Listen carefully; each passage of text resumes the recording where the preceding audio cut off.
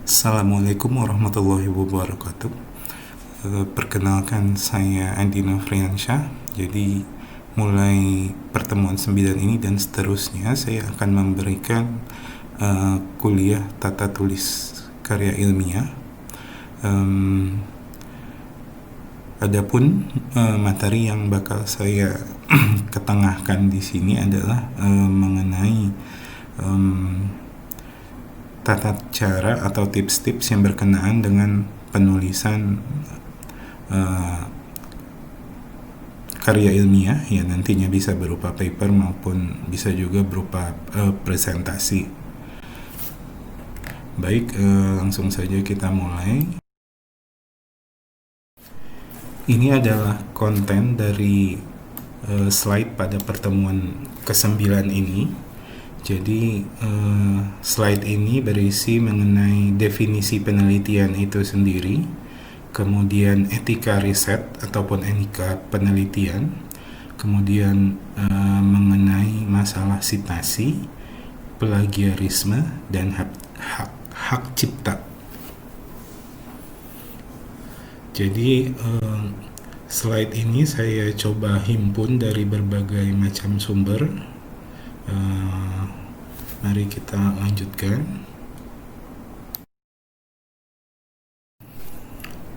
Pertama sekali yang harus kita ketahui adalah mengenai definisi penelitian itu sendiri.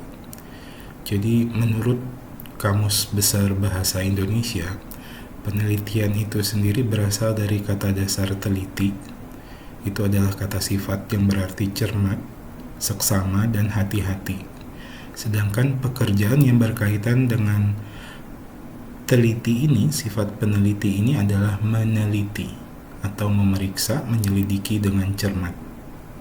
Sedangkan orang yang melakukan pekerjaan meneliti ini kita sebut peneliti. Jadi, jika kita simpulkan, definisi dari penelitian ini adalah kegiatan pengumpulan, pengolahan, analisis, dan penyajian data yang dilakukan secara sistematis dan objektif untuk memecahkan suatu persoalan atau menguji suatu hipotesis untuk mengembangkan prinsip-prinsip umum.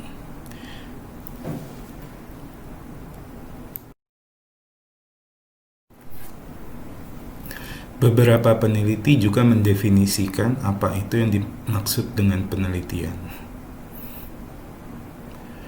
Yang pertama itu Sutrisno Hadi. Jadi di sini dia memberikan definisi dari penelitian adalah usaha untuk menemukan, mengembangkan, dan menguji kebenaran suatu pengetahuan yang mana dilakukan dengan menggunakan metode ilmiah. Menurut ahli yang lain lagi, yaitu Surjono Sukanto, penelitian merupakan suatu kegiatan ilmiah yang dilakukan berdasarkan analisis dan konstruksi yang dilakukan secara sistematis, metodologis, dan konsisten, yang bertujuan untuk mengungkap kebenaran mengenai apa yang sedang dihadapinya.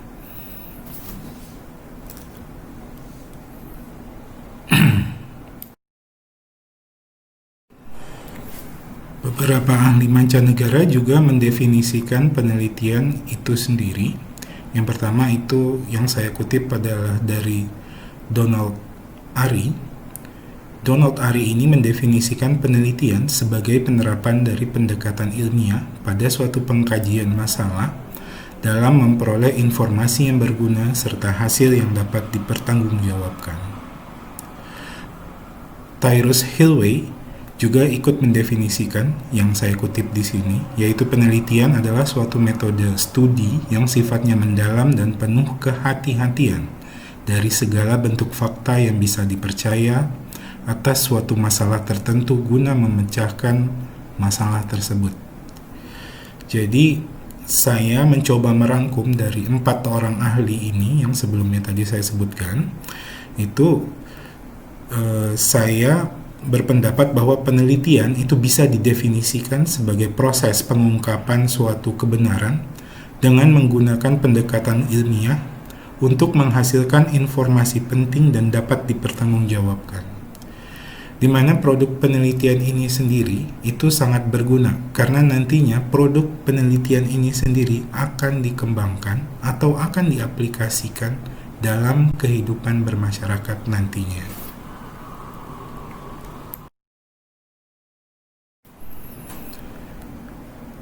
Kalau tadi pada penjelasan sebelumnya kita membahas mengenai definisi dari penelitian itu sendiri, berikut ini kita akan masuk mengenai penjelasan tentang etika riset atau etika dalam proses penelitian itu sendiri. Jadi informasi yang berkaitan atau yang ada di dalam slide ini saya kutip dari Introduction to Research Integrity dari Dr. Lisa Rasmussen di University Charlotte. Itu nantinya kita akan mempelajari cara melakukan riset yang baik itu seperti apa. Baik, mari kita lanjut ke slide berikutnya. Mengapa etika penelitian penting? Kadang kita suka bertanya-tanya ya, atau bahkan kita suka mengambil persepsi kalau kita membahas tentang etika penelitian itu berarti kita cuma membahas bahwa ada suatu pihak-pihak tertentu itu mengerjakan suatu pekerjaan yang tidak baik. Padahal menurut Rasmussen, etika penelitian ini juga mencakup mengenai ketidaksempurnaan individu dalam melakukan penelitian. Apa saja itu? Pertama itu adalah socially acceptable practice we later deem wrong. Jadi ini berkaitan dengan penelitian yang ibaratnya kita sudah publikasikan, namun di kemudian hari akhirnya kita menyadari bahwa penelitian yang dipublikasikan ini masih mempunyai kesalahan. Kemudian mengenai adanya kecelakaan dalam proses penelitian ini atau accident, kemudian misdemeanor itu adalah pelanggaran-pelanggaran kecil yang nantinya kita bisa lakukan selama proses penelitian ini berlangsung. Kemudian ada missing something, especially with new methods or technology. Jadi kadang dalam proses penelitian ini sampai kita melakukan publikasi, kadang ada beberapa informasi yang ibaratnya tidak kita beritakan atau tidak kita informasikan keluar melalui publikasi penelitian ini. Poin berikutnya adalah one can become involved in research ethic violation through the wrongs of others. Jadi terkadang juga ini berkaitan dengan orang yang terlibat dalam proses penelitian ini sendiri juga bisa melakukan kesalahan. Nanti kita bisa lihat ke depannya. Kemudian ada sometimes the right thing to do just isn't clear. Jadi selama kita melakukan penelitian ini, kadang menurut kita sebagai peneliti itu sudah kita memberikan informasi yang berkaitan apa yang kita lakukan itu sudah benar. Tapi dalam proses publikasinya, kita mempublikasikan penelitian ini, kadangkala beberapa audiens kita itu kadang tidak bisa mendapatkan informasi yang baik melalui apa yang kita publikasikan. Kemudian juga itu berkaitan dengan self-deception atau psychological tendencies. Ini berkaitan dengan apakah kita sebagai peneliti itu melakukan tindakan penipuan terhadap diri kita sendiri. Jadi sebenarnya proses peneliti ini juga harus dibarengi dengan sikap jujur dari si peneliti itu sendiri supaya nantinya hasil penelitiannya ini tidak diaplikasikan secara salah. Karena proses meneliti ini sangat beresiko karena apa yang kita hasilkan itu nanti akan digunakan di dalam kehidupan masyarakat. Jadi kejujuran itu kita harus junjung tinggi dalam proses melakukan penelitian.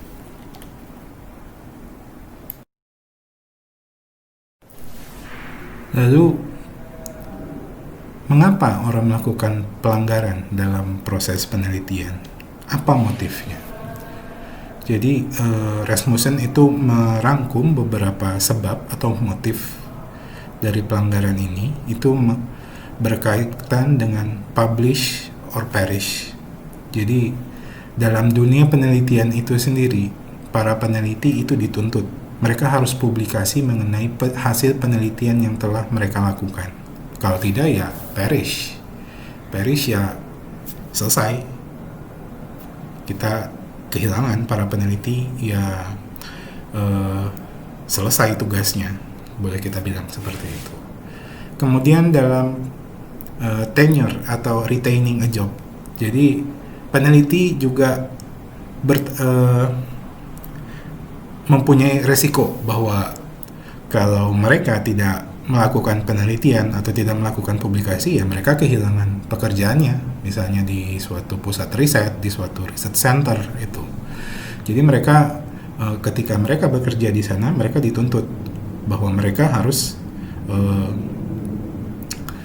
menghasilkan suatu karya ilmiah, menghasilkan suatu penelitian, menghasilkan suatu apapun yang nantinya bisa itu berbentuk paper, report, atau entah itu nanti disertasi kalau buat teman-teman yang S3, atau tesis yang buat S2, atau skripsi yang buat S1.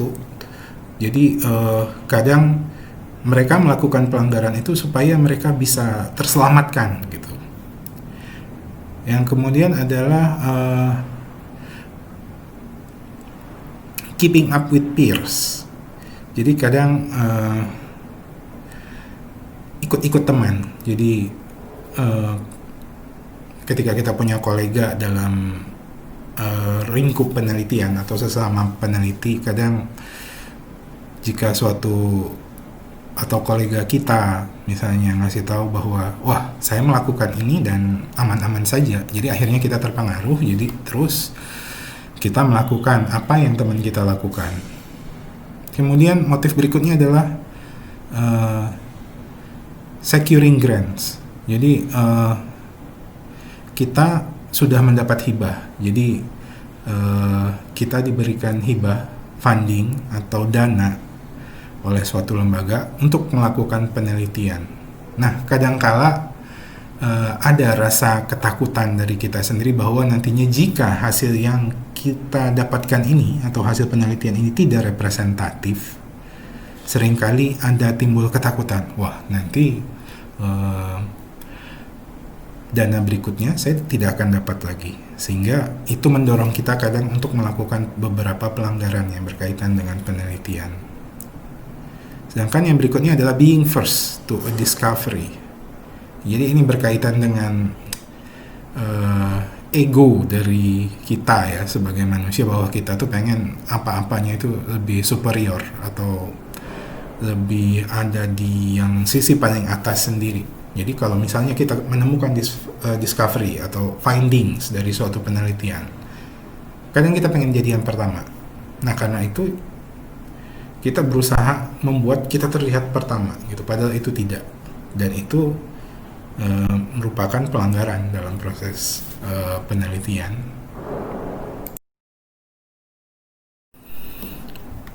Kalau kita kaitkan mengapa etika penelitian itu penting, karena ini berkaitan dengan tanggung jawab moral dari si peneliti atau orang yang melakukan pekerjaan meneliti itu sendiri. Nah, menurut Rasmussen itu tanggung jawab moral si peneliti itu adalah peneliti itu melalui karya dia itu idealnya harus bisa memberikan atau berkontribusi dengan baik kepada manusia, organisme, bumi, ataupun nanti untuk generasi selanjutnya. Nah, eh, melalui tanggung jawab moral peneliti ini, dia dituntut harus bisa mengembangkan sikap menghormati setiap individu. Jadi tidak ada keinginan untuk saling menjatuhkan, malah menghargai setiap kontribusi atau setiap karya yang dihasilkan oleh individu-individu lainnya. Nah, tanggung jawab selain kepada individu itu sendiri, juga peneliti ini juga akan mempunyai tanggung jawab terhadap komunitas, karena komunitas atau masyarakat ini merupakan si pengguna dari karya yang dihasilkan oleh si peneliti. Nah, bagaimana caranya? Menurut Rasmussen itu yang pertama adalah the truth, atau be honest about your research. Jadi kamu harus jujur dengan apa yang kamu teliti atau apa yang kamu lakukan di proses peneliti itu. Jadi tidak ada keinginan untuk membuat suatu informasi yang salah dengan tujuan supaya karya kamu terlihat lebih baik. Kemudian the whole truth, ini istilahnya. Jadi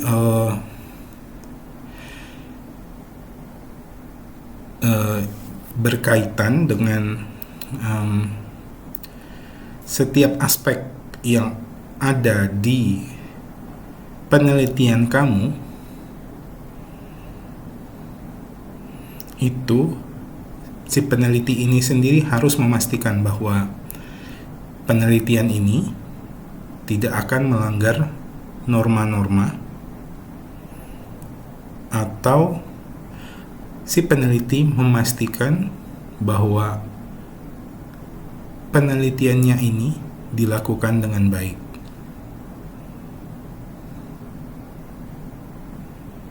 Kemudian yang poin ketiga itu ada nothing but the truth. Jadi si peneliti itu harus menghindari sikap tidak jujur atau sikap dengan menambahkan informasi yang salah ataupun yang tidak relevan, supaya penelitian dia itu terlihat memberikan temuan atau kontribusi yang signifikan.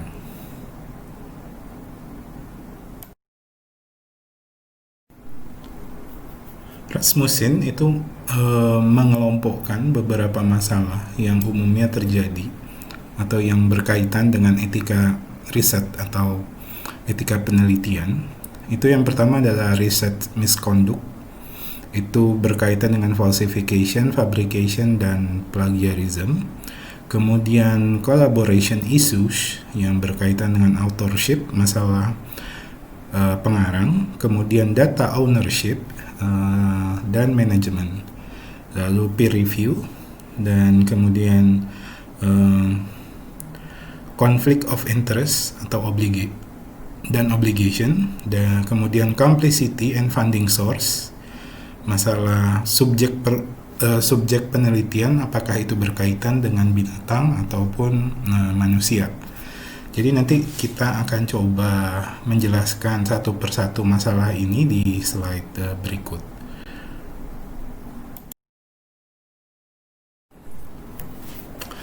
Falsification adalah suatu kegiatan penelitian di mana dia itu membuat suatu data atau hasil, misalnya sebagai contoh data yang berasal dari hasil eksperimen, tapi sebenarnya dia tidak melakukan eksperimen. Jadi dia hanya membuat data saja, kemudian melaporkannya sebagai suatu penelitian. Nah, itu merupakan suatu etika yang tidak baik dalam proses penelitian. Kemudian ada falsification.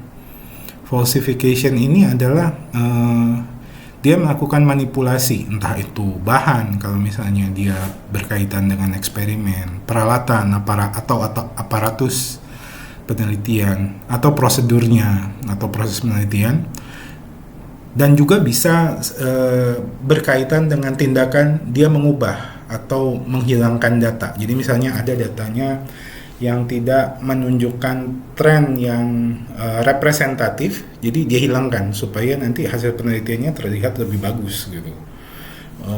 Kemudian juga di plagiarisme itu berkaitan dengan dia menggunakan ide orang lain, entah itu prosesnya, entah itu metodenya gitu. Kemudian dia tidak memberikan suatu penghargaan kepada orang yang telah mengeluarkan itu. Ya, bisa jadi yang lebih buruknya dia mengklaim itu punya dia, padahal itu sudah dilakukan oleh orang lain sebelumnya, tapi dia tidak menyebutkan.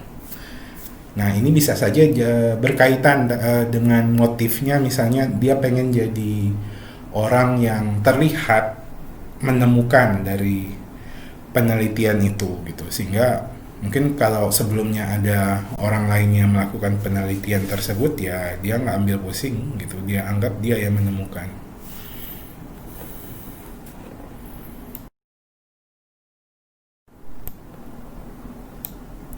Contoh dari aktivitas research misconduct ini, yang pertama itu memanipulasi gambar. Jadi kadang ada suatu hasil penelitian itu berupa gambar atau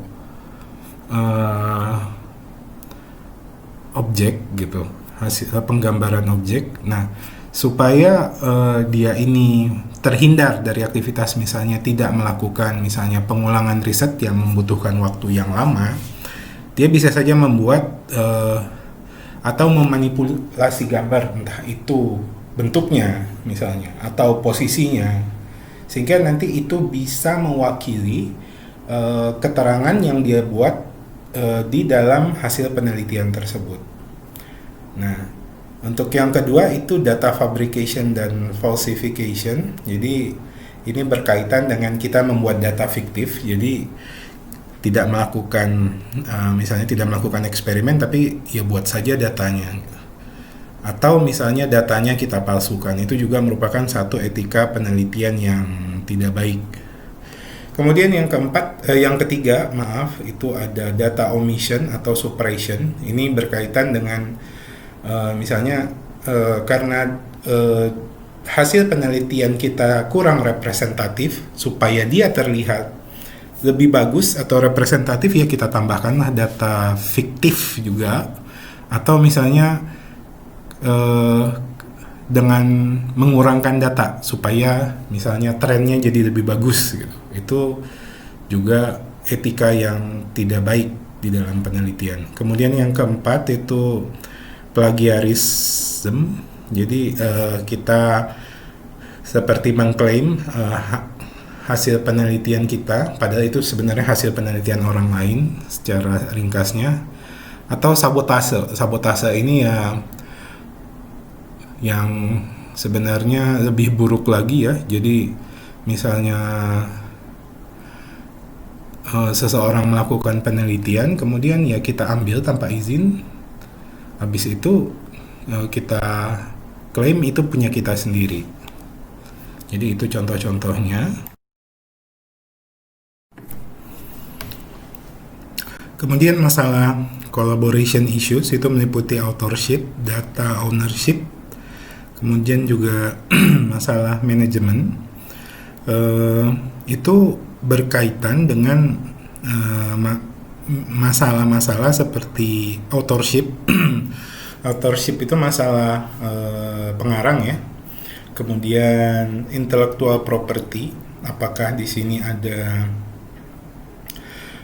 semacam hak cipta yang terlibat di dalam penelitian ini. Kemudian yang poin ketiga, rigor with which the experiment is conducted, itu masalah ketelitian dari proses penelitian, dari misalnya seperti eksperimen ya. Jadi ketelitiannya bagaimana, kemudian bagaimana kita mengambil data dari penelitian itu sendiri. Biasanya ini sebagai contoh, misalnya kalau kita mengambil suatu data itu, kira-kira rentang waktunya tiap berapa lama supaya ya data yang dihasilkannya nanti itu terlihat baik. Kemudian ada Accurate calculation itu berkaitan dengan presisi, tingkat kepresisian dari data nanti yang kita ambil, kira-kira yang bagus seperti apa gitu. Itu nanti harus misalnya kita diskusikan di antara misalnya pengarang atau yang para peneliti-peneliti itu sendiri.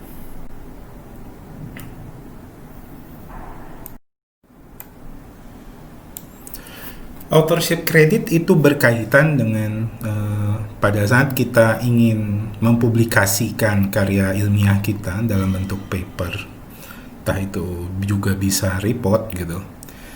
Kita harus mempertimbangkan siapa-siapa aja yang berkontribusi atas jadinya misalnya manuskrip ya, kalau kita bilang di karya ilmiah dalam bentuk paper. Jadi pihak-pihak yang terlibat dalam pembuatan manuskrip itu siapa aja, dan siapa yang pantasnya kita masukkan sebagai pengarang dari si manuskrip itu sendiri. Nah, itu biasanya atau umumnya itu ada beberapa orang. Di sini saya sebutkan ada 10 posisi ya. Yang pertama itu lab chief. Lab chief ini biasanya sih kayak kepala lab atau kepala laboratorium. Jadi kalau di tempat saya studi itu biasanya kepala lab ini merupakan tangan kanannya dari si profesor yang mempunyai lab itu sendiri. Sebenarnya mungkin di atas lab chief itu sendiri ada si profesornya, karena dia yang membimbing atau terlibat mungkin secara langsung antara si researchernya dengan profesor gitu untuk membuat manuskrip. Kemudian di poin kedua itu ada program director. Jadi kalau misalnya penelitian kita ini mendapatkan dana dari suatu institusi, biasanya juga di situ ada program director. Jadi misalnya kita membuat penelitian itu dalam bentuk project, jadi ada directornya. Kemudian yang ketiga technician. Nah, technician ini biasanya kalau kita melakukan suatu penelitian dengan skala laboratorium. Jadi technician ini biasanya orang yang akan membantu kita, entah itu mendesain aparatusnya, entah itu nanti yang mempersiapkan peralatannya, entah itu nanti yang terlibat dalam proses manufaktur ataupun proses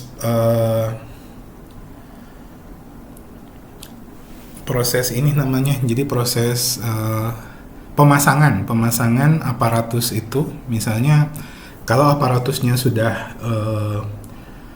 sudah dibuat oleh pabrik gitu, kita kan berarti tinggal beli kemudian tinggal pasang gitu. Nah, misalnya kalau alat-alat yang membutuhkan atau aparatusnya itu membutuhkan proses desain gitu, seperti kita buat reaktor misalnya, itu paling nggak technician terlibat mulai dari proses desain, apakah desainnya itu layak, kemudian setelah dia membantu kita dalam desain gitu, tentu dia juga akan bantu kita dengan memasang dari aparatus kalau misalnya dia udah jadi gitu. Kemudian yang poin keempat ada postdoctoral fellow. Jadi kalau misalnya lab kita itu ada orang yang bekerja, dia sudah S3 gitu, sudah doktor, tapi dia bekerja lagi di lembaga riset itu sendiri kita sebut postdoc. Jadi postdoctoral fellow ini jadi sekumpulan postdoctoral orang-orang yang postdoc yang sudah S3, di mana nanti mereka juga bisa berkontribusi misalnya pada saat kita menyusun manuskrip atau misalnya melakukan analisis dari hasil penelitian, kita tentunya juga membutuhkan bantuan mereka sebagai media pemberi masukan ke kita supaya hasil penelitian kita jadi terlihat bagus. Kemudian poin keenam ada undergraduate research assistant. Ini teman-teman yang undergraduate ini yang S1. Jadi kadang mereka juga ikut terlibat di dalam proses penelitian, entah itu misalnya yang paling simple aja mereka yang bagian misalnya mencuci alat gitu, atau misalnya bagian kalau mencatat waktu yang kadang pegang stopwatch-nya gitu, atau misalnya yang merekod data juga bisa. Kemudian ada glassware washer. Jadi ini maksudnya tukang cuci alat yang dari kaca gitu. Jadi kalau di pengalaman saya itu yang nyuci gelas itu dulu undergraduate, tapi akhirnya kita sendiri. Kemudian lain hal di labnya teman saya itu memang ada dipekerjakan tukang cuci peralatannya yang dari kaca. Nah itu mereka adalah orang yang sudah dilatih sedemikian rupa sehingga misalnya tidak menimbulkan cacat atau goresan pada misalnya alat-alat yang terbuat dari kaca. Kemudian yang poin ke-8 itu ada animal caretaker. Animal caretaker ini biasanya orang yang bekerja di suatu lembaga riset yang berhubungan dengan uji terhadap binatang gitu. Jadi animal caretaker ini orang yang bertugas atau mengelola binatang-binatang yang menjadi objek penelitian. Kemudian department colleague ini kolega, biasanya berhubungan dengan profesornya. Jadi apakah dia mempunyai teman-teman yang ada dalam satu departemen, misalnya ada dalam satu jurusan atau prodi, jadi itu juga bisa dimasukkan. Kemudian yang poin terakhir adalah colleague at another university. Itu ya teman-teman misalnya si profesor tapi dia berasal dari luar university. Jadi kadang poin department colleague dan colleague from another university ini juga berperan, di mana kadang ada satu ranah atau satu subbagian yang kadang kita tidak bisa menjelaskannya lebih baik gitu, sehingga kadang kita butuh bantuan juga, salah satunya juga dari departemen colleague atau colleague from another university.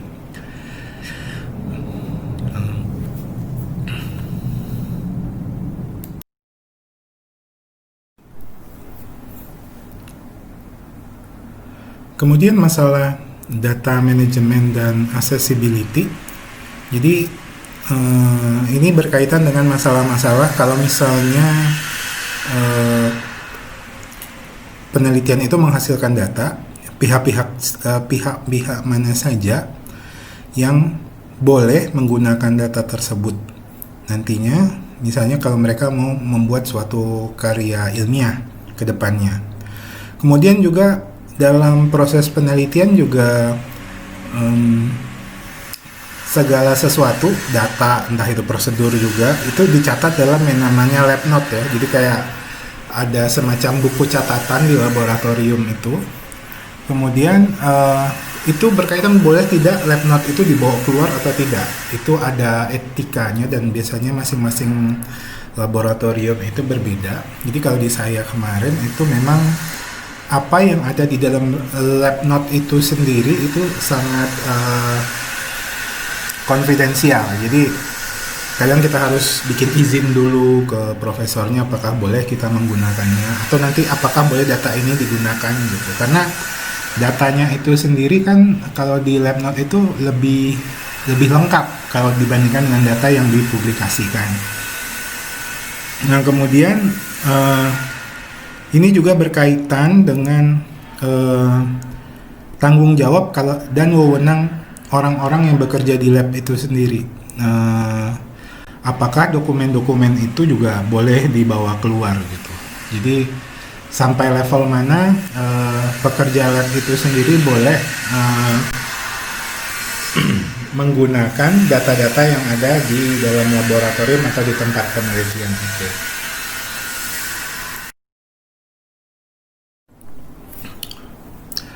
Kemudian peer review. Nah, biasanya pada saat kita mau mempublikasikan karya ilmiah kita dalam bentuk paper, jadi kita mensubmit ke suatu jurnal. Nah, di jurnal ini ada yang namanya peer review proses. Jadi karya ilmiah kita itu bakal dibaca oleh beberapa reviewer itu untuk diberikan masukan-masukan yang nantinya bisa meningkatkan kualitas dari paper atau karya ilmiah yang akan dibuat itu. Nah, kadang ini masalah peer review ini juga sebagai contoh itu misalnya misalnya kita diberikan suatu pekerjaan mereview suatu paper gitu atau sebagai peer review, kadang itu semacam kayak dilema ya, apa yang mau kita lakukan kalau misalnya dari proses kita sebagai peer review ini itu kita dapat sesuatu hal atau kita belajar suatu hal yang baru gitu dari paper itu sendiri. Kadang suka timbul keinginan, wah nanti kita klaim aja ini sebagai punya kita. Nah, itu kan tentu tidak baik gitu. Nah, kemudian yang poin kedua itu misalnya paper kita direview oleh seseorang dan kemudian mereka menganggap misalnya apa yang kita kerjakan itu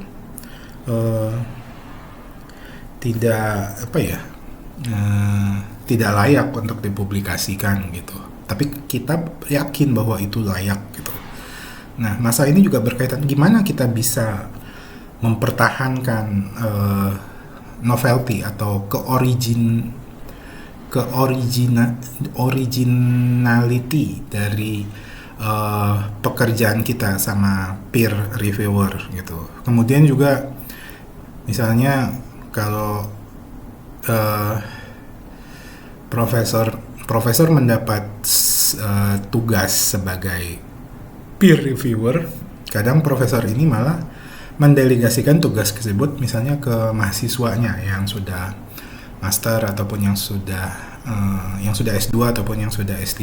Kadang itu juga apakah etis kalau misalnya hal tersebut terjadi?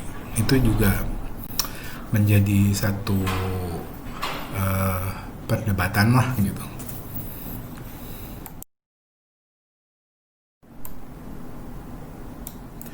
Kemudian conflict of interest atau masalah yang berkaitan dengan para orang-orang yang punya kepentingan gitu.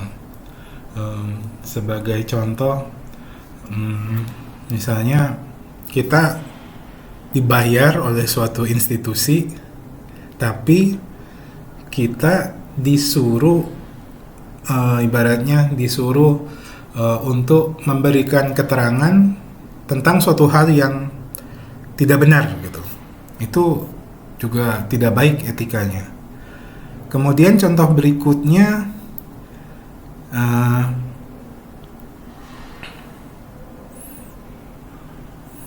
misalnya si peneliti itu seperti menyanjung-nyanjung ya, atau memberikan suatu statement positif tentang institusi yang misalnya memberikan dia funding atau dana penelitian, tapi dia berharap nanti di kemudian hari saya memasukkan proposal itu kemungkinan saya mendapatkan dana lebih besar. Terus yang contoh berikutnya misalnya si pemberi dana itu kepada peneliti itu mereka kekeh bilang bahwa eh, mengenai hasil penelitian itu, apakah si peneliti ini mendapatkan hasil yang baik atau tidak, itu mereka yang memutuskan. Jadi kalau misalnya sebagai contoh, jika hasilnya ini tidak baik, ya mereka yang bilang kamu nggak boleh mempublikasikannya ini ke halayak ramai gitu. Nah, sebenarnya itu tidak baik karena memang tugas sebagai peneliti ini ya ketika mereka mendapatkan hasil baik ataupun jelek ya paling tidak itu harus dipublikasikan supaya masyarakat umum itu bisa tahu apakah dengan melakukan hal tersebut itu memberi dampak positif atau negatif ke mereka.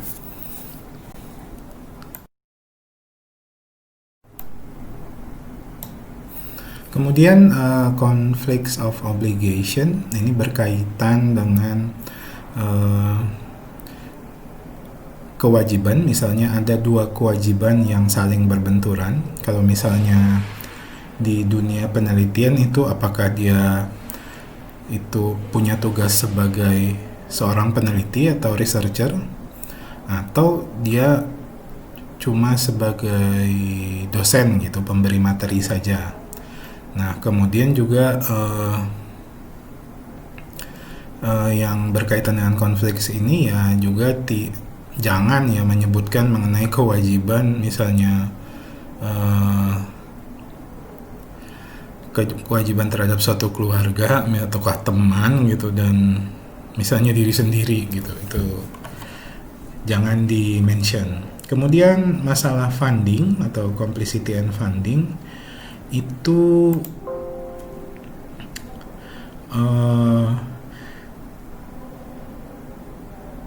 si peneliti ini juga bertanggung jawab secara moral, di mana jika penelitian itu dilakukan dengan cara yang salah, itu juga dapat mempengaruhi tidak hanya di dunia riset itu sendiri, tapi juga bisa mempengaruhi jadi seperti tingkat kepercayaan dari suatu institusi. Jadi ketika kita melakukan penelitian dengan tidak baik, itu mungkin si institusi pemberi dana itu tingkat kepercayaannya akan menurun. Jadi bisa jadi itu akan mengurangi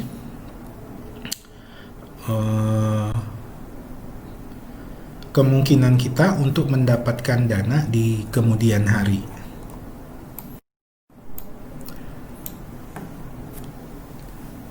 Kemudian ada mengenai animal subject research. Jadi ini berkaitan dengan penelitian-penelitian yang melibatkan penggunaan objek binatang. Biasanya ini di ranah kedokteran ya atau di ranah farmasi. Jadi juga ada etika-etika yang berkaitan dengan penggunaan binatang ini sendiri. Sebagai contoh, apakah penting kita menggunakan binatang di penelitian kita? Itu juga kita mesti menjelaskan dengan argumen-argumen yang baik. Karena ketika kita menggunakan binatang, itu ada pihak yang pro dan ada juga pihak yang kontra. Nah, kemudian kita juga harus menerangkan apakah ada batasan misalnya bagaimana cara kita memperlakukan mereka. Nah, itu harus diterangkan secara detail.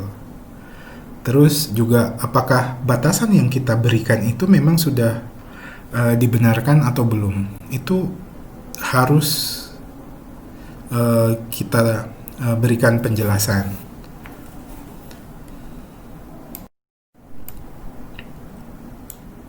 Selain binatang juga penggunaan penggunaan manusia sebagai objek penelitian. Nah, itu sekarang mungkin sudah tidak banyak yang melakukannya. Tapi jika menggunakan manusia sebagai objek penelitiannya, Itu juga sama, hampir sama prosedurnya dengan menggunakan binatang. Pertama, apakah penting kita menggunakan manusia? Kemudian kondisi manusia itu seperti apa? Nah, masalah etika ini itu diatur biasanya di mereka menggunakan Nuremberg Code. Jadi biasanya mereka mempertanyakan mengenai Nuremberg Code ini karena Nuremberg Code ini berisi etika-etika penggunaan manusia sebagai objek penelitian. Mungkin teman-teman nanti bisa searching di Google mengenai Nuremberg Code ini sendiri.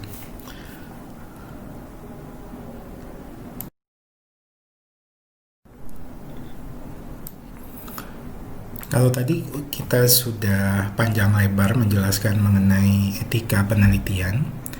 Nah, di bab berikut ini saya bakal nerangin tentang sitasi. Jadi, sitasi itu sendiri sebenarnya adalah cara menunjukkan kita ke pembaca karya ilmiah kita ya, pembaca paper kita itu mengenai asal sumber dari informasi yang kita gunakan di dalam paper. Karena dalam penyusunan paper itu sendiri kita tidak bisa dielakkan kita pakai sumber-sumber yang berasal dari karya ilmiah orang lain. Nah, apa yang bisa kita dapatkan dari sitasi? Itu yang pertama adalah kapan informasi dipublikasikan, when atau tahun kapan. Kemudian siapa yang menjadi pembuat informasi tersebut, who, atau pengarangnya siapa. Kemudian di jurnal apa informasi tersebut didapatkan. Jadi ini di mana sih sitasi kita itu dipublikasikan. Nah, mengapa kita perlu sitasi? Pertama, kita menghindari plagiarisme. Kita udah tahu plagiarisme itu kan tindakan kita mengklaim karya orang lain sebagai kita. Nah, melalui sitasi inilah kita terlindungi dari apa yang namanya plagiarisme. Kemudian itu dengan sitasi ini kita akan atau pembaca dapat terbantu kira-kira ini topiknya berkaitan dengan apa ya. Kadang-kadang misalnya kita menerbitkan suatu karya ilmiah yang relatif baru, kadang ada beberapa pembaca itu mengalami kesulitan dalam memahami kira-kira karya ilmiah kita ini ceritanya tentang apa gitu. Nah, melalui sitasi mereka bisa merujuk ke karya ilmiah yang lain sehingga itu membantu mereka untuk memahami nantinya karya ilmiah yang kita buat. Nah, kemudian melalui sitasi ini juga lah pembaca dapat mempercayai informasi yang diberikan oleh penulis. Jadi nggak hanya asal cerita ya, sehingga nanti orang bilang itu hoax gitu. Jadi dengan kita mensitasi sumber informasi itu, jadi pembaca lebih percaya kalau penelitian kita ini lebih berkualitas dan baik.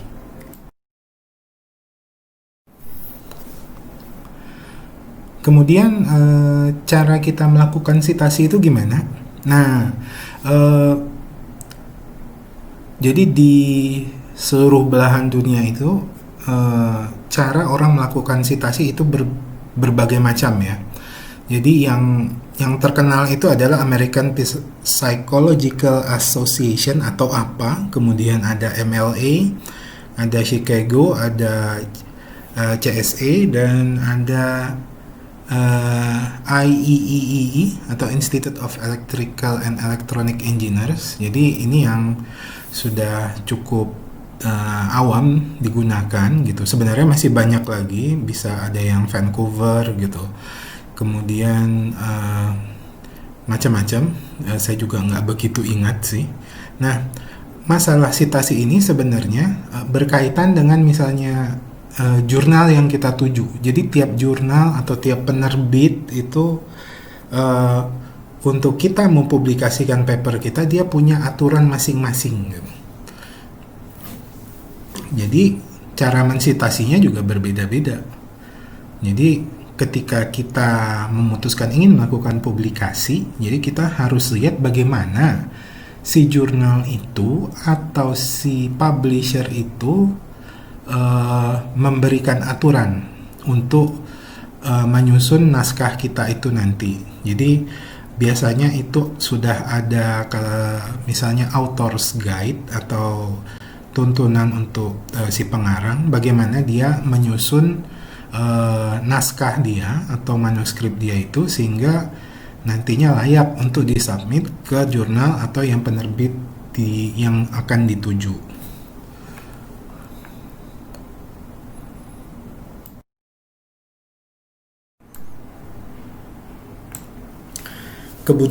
Kemudian ada jenis sitasi.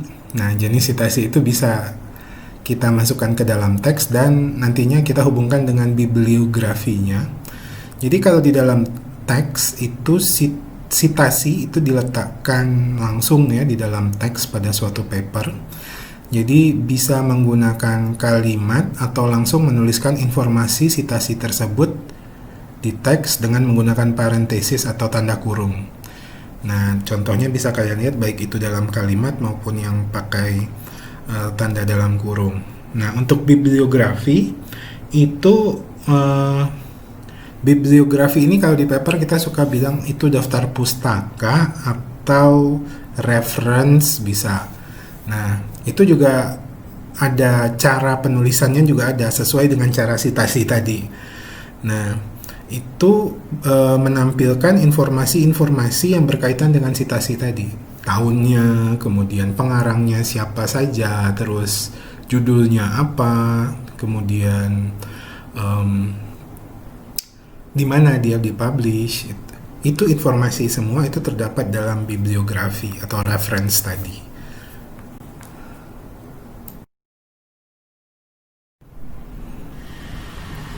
Tadi kita juga sudah menyinggung masalah plagiarisme. Nah, di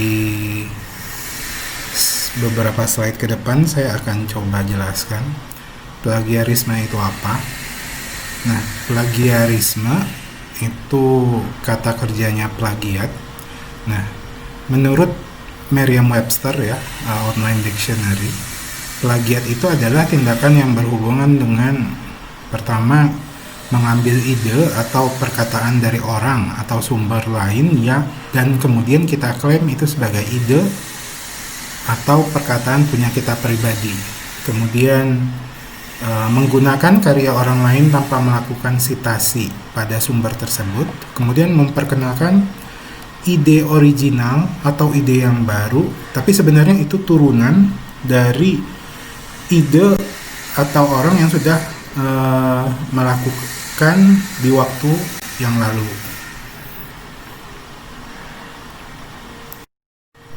Nah, contoh-contoh plagiarisme itu sendiri meliputi itu mengubah karya orang lain, kemudian kita klaim sebagai karya pribadi, kemudian idenya kita ambil, kita buat lagi, terus kita klaim itu punya sendiri, tanpa melakukan sitasi terhadap karya sebelumnya. Kemudian ada kadangkala tidak menggunakan quotation mark kalau misalnya kita mengambil statement dari orang yang telah melakukan penelitian tersebut. Kemudian memberikan informasi tentang penelitian yang tidak benar, berarti kita melakukan sitasi tapi sebenarnya yang kita utarakan itu salah. Kemudian mengubah kata tapi menggunakan struktur kalimat yang sama, itu juga termasuk plagiarisme. Dan menggunakan ide dan banyak kata. Jadi kita juga mengambil idenya, kemudian mayoritas kata-kata kalimatnya kita gunakan juga di dalam karya ilmiah kita, itu juga disebut plagiarisme. Mungkin itu yang paling buruk malahan. Kemudian ada hak cipta atau copyright. Jadi hak cipta itu atau copyright itu berfungsi untuk melindungi karya kreatif. Jadi proses penelitian ini kita sebut proses kreatif. Melahirkan karya disebut karya kreatif yang merupakan produk dari aktivitas berpikir. Nah, produk kreatif itu sendiri bisa meliputi seni, entah itu musik atau juga bisa tulisan. Nah, kemudian perlindungan copyright itu terdiri atas aspek ekonomi atau economic right dan moral. Nah, selain sebagai penggerak ekonomi dan author's right, perkembangan copyright ini juga bisa menjadi tools atau instrumen penting dalam perkembangan industri ke depannya.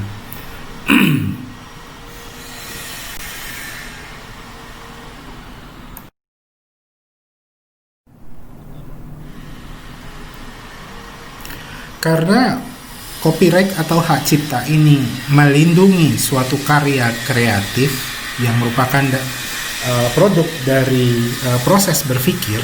Nah, karyanya itu meliputi apa saja? Kalian bisa lihat di tabel pada slide ini. Itu kategori karya itu bisa meliputi karya tulis, sebagai contoh itu novel, puisi, karya tulis ilmiah juga masuk, kemudian naskah kalau misalnya untuk perfilman. Kemudian ada karya koreografi atau tari. Terus karya seni. Nah, di sini mereka mengelompokkan itu desain, kemudian fotografi, seni lukis, pahat, dan juga proses animasi. Kemudian karya musik itu dalam bentuk manuskrip. Apakah musik ini menggunakan vokal atau tidak.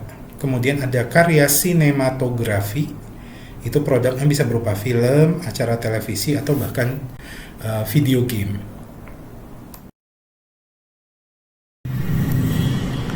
Nah, tadi di slide sebelumnya ada disebut bahwa copyright itu mencakup mengenai economic right dan moral right. Nah, economic right itu apa saja? Nah, economic right ini adalah hak-hak yang berkaitan dengan aktivitas yang mengundang pendapatan atau perubahan ekonomi bagi si pemegang copyright. Misalnya itu meliputi, kita bisa lihat di tabel di bawah, itu ada proses reproduksi, itu berkaitan dengan hak memperbanyak karya. Contohnya ada di sebelahnya. Kemudian performance, hak untuk menampilkan karya itu sendiri. Kemudian hak untuk menampilkan di ranah publik. Kemudian ada hak publikasi dan distribusi, dan adaptasi serta translasi. Jadi nanti penjelasannya itu bisa dilihat di tabel. Kemudian juga moral right. Moral right ini adalah perlindungan berkaitan dengan harga diri si pemegang copyright itu sendiri dan reputasinya selama dia ada di dalam industri yang melibatkan karya dia itu sendiri.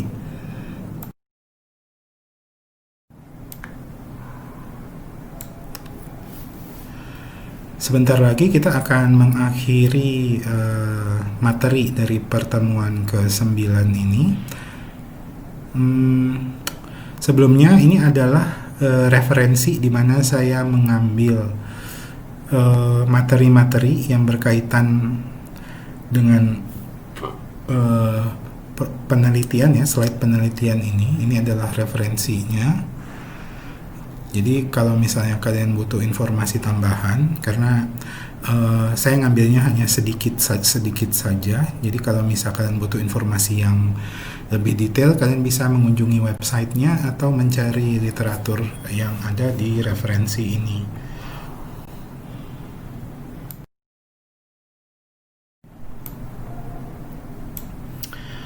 Oke teman-teman, ini adalah slide terakhir ya dari materi ini. Saya mengucapkan terima kasih atas atensinya dalam mengikuti materi ini. Saya juga mengakui bahwa saya masih banyak kekurangan ya. Mungkin ada beberapa materi yang tidak begitu dimengerti oleh teman-teman, atau juga mungkin saya juga belum begitu detail gitu dalam menyampaikan. Jadi jika teman-teman punya pertanyaan atau yang ada bahan yang mau didiskusikan, saya secara pribadi terbuka.